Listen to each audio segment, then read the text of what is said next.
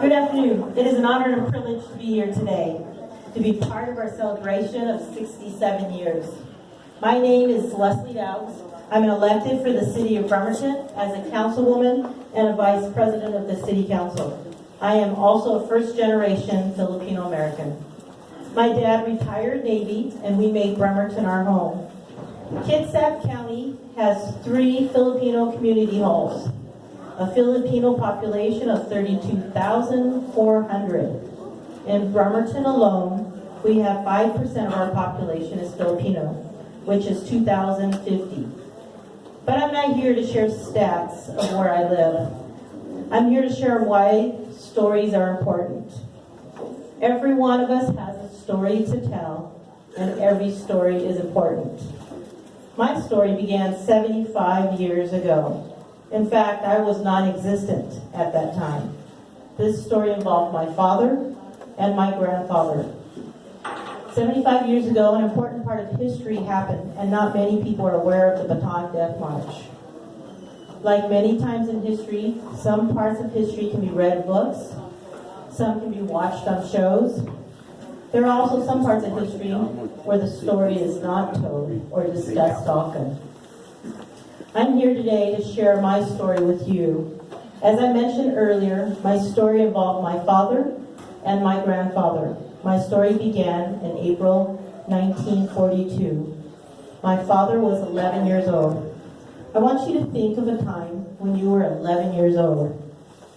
Being 11 is a time to have fun, to play, where school was great, a great place to hang out with your friends, to ride bikes, play outside, sleep in on the weekends, and to be carefree. Let's face it, being 11 was stress-free, and growing up seems way too far to think about.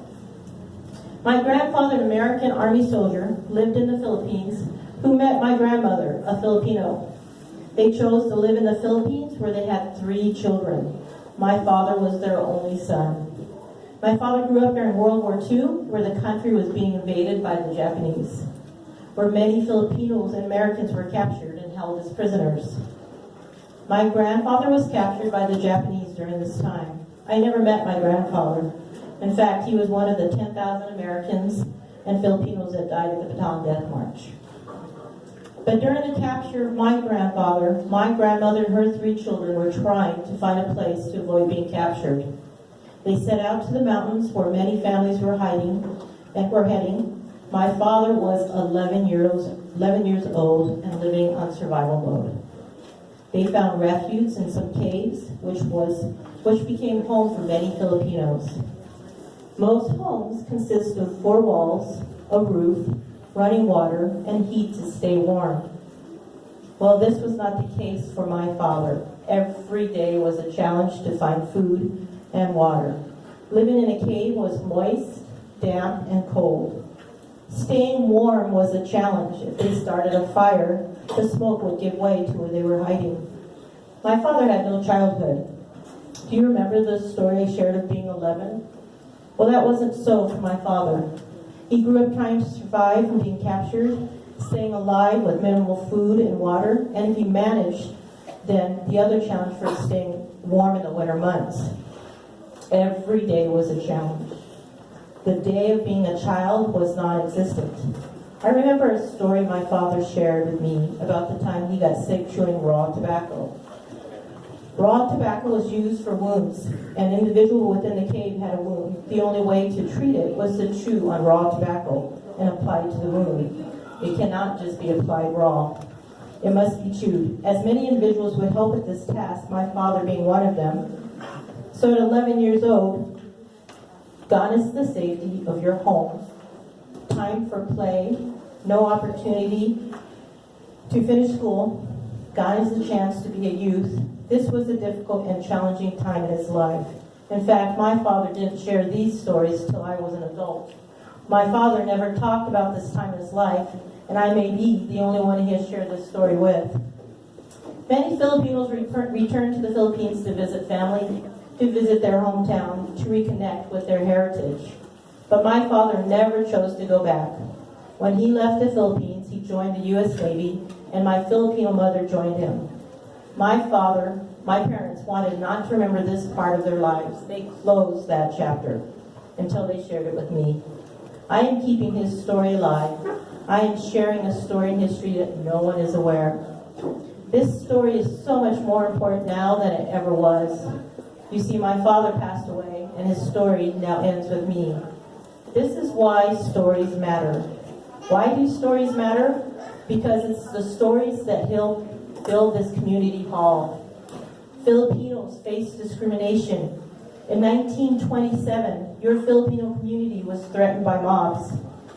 In 1930, farmers were threatened to be hung if they hired Filipinos. In 1937, Filipinos were barred from owning or leasing land. In fact, 18 Filipinos were arrested. But you fought for Filipino rights, and 18 Filipinos were released. They were arrested not for burglary, not for robbery, but for owning land to help and support their families. In 1941, Washington Supreme Court ruled Alien Land Act unconstitutional for Filipinos. Despite these rulings, Filipinos were still barred from owning land. In 1952, this community hall was built. This hall was built to strengthen the Filipino community and to resist discrimination. This community hall is a symbol of resilience, unity, perseverance, and a place filled with stories. Through trials and tribulations, you forged on. And here we are today celebrating 67 years. These stories are a part of us as Filipinos. We are survivors. We bring these stories, and the stories bring outcomes of perseverance. Just like my story I shared about my father and the story of this community hall, they are both stories of our Filipino heritage. The stories we share help us move on, to grow stronger and persevere. So every one of you has a story, good or bad. What stories do you have? Continue to share your stories because we need to share the great things that the Filipinos have done. Salamat. Thank you for having me here today and letting me be part of your story, a part of this celebration. Congratulations on 67 years, and thank you for what you have done for the Filipino community.